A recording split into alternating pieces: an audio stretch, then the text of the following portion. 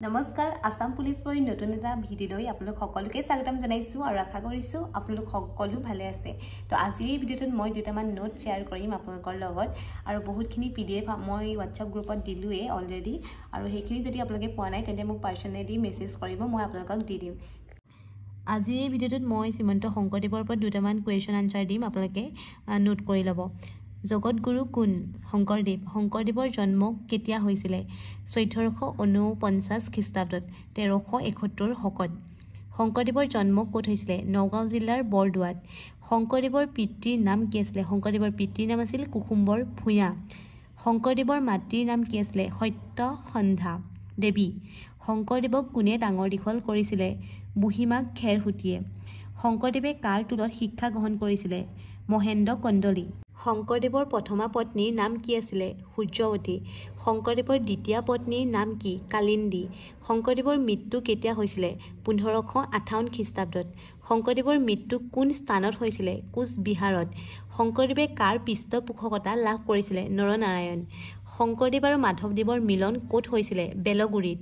শংকৰদেৱ আৰু মাধৱদেৱৰ মিলনক কি বুলি আখ্যা দিয়া হয়? মণিকাঞ্চন সংযোগ।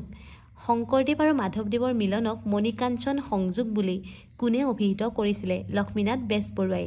শংকৰদেৱৰ প্ৰথম ৰচনা কি? নাইবা শংকৰদেৱৰ প্ৰথম কাব্যখনৰ নাম কি? আনসাৰ হৰিচন্দ্ৰ উপাখ্যান। শংকৰদেৱৰ কাব্যৰ সংখ্যা কিমান? 6খন। শংকৰদেৱৰ কাব্য কেইখনৰ নাম কি কি? হৰিচন্দ্ৰ উপাখ্যান, ৰুক্মিণী হৰণ কাব্য, বলি চলন, অমৃত মথন, অজামিল উপাখ্যান আৰু কুৰুক্ষেত্ৰ। হৰিচন্দ্ৰ উপাখ্যান কাব্যৰ মূল কি? আগ্নেয় পুৰাণৰ 7ম আৰু 8ম অধ্যায়। শংকৰদেৱে কোনখন কাব্যৰ যোগেদি ভকতিৰ 4 সুঁতি মাৰিছিল বুলি কোৱা হয়? হৰিচন্দ্ৰ উপাখ্যান। ভকতিৰ 4 সুঁতি কি কি? নাম, দেৱ আৰু গুৰু আৰু ভকত। ৰুক্মিণী হৰণ কাব্যৰ মূল কি? হৰিবংশ আৰু ভাগৱত পুৰাণ। শংকৰদেৱৰ ভক্তিতত্ত্ব প্ৰকাশক গ্ৰন্থ কেইখনৰ নাম কি কি? ভক্তিৰ প্ৰদীপ আৰু ভক্তি ৰত্নাকৰ। মি নৱসিদ্ধ সংবাদ আৰু অনাদি পতন। শংকৰদেৱৰ সংস্কৃত গ্ৰন্থখনৰ নাম কি? ভক্তি ৰত্নাকৰ। শংকৰদেৱে মূল ভাগৱত দশম স্কন্ধৰ কিমানটা অধ্যায় অনুবাদ কৰিছিলে? 90টা। উত্তৰাখণ্ডৰ ৰামায়ণ কোনে ৰচনা কৰিছিল? শংকৰদেৱ। শংকৰদেৱৰ কবিত্ব প্ৰতিভাৰে শ্ৰেষ্ঠ নিদৰ্শন কি? নাইবা শংকৰদেৱৰ বৈষ্ণৱায়িতৰ কীৰ্তিস্তম্ভ কি? কীৰ্তন। কীৰ্তন কেইটা খণ্ডৰ সমষ্টি? 27টা। কাৰ আজ্ঞানুসাৰে কোনে কীৰ্তন সংগ্ৰহ কৰিছিলে? মাধৱদেৱৰ আজ্ঞানুসাৰে ৰামচৰণ ঠাকুৰে। শংকৰদেৱৰ গুণমালা কি চন্দত ৰচিত? কুসুমমালা।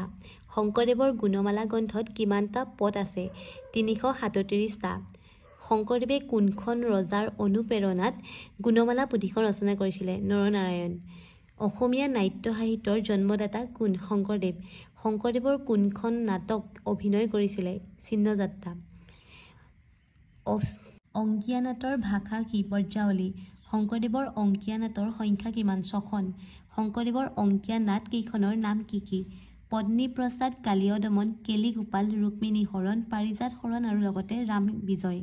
শংকৰদেৱে পত্নীপ্ৰসাদ নাটকখন ক'ত ৰচনা কৰিছিলে? বেলগুৰিত।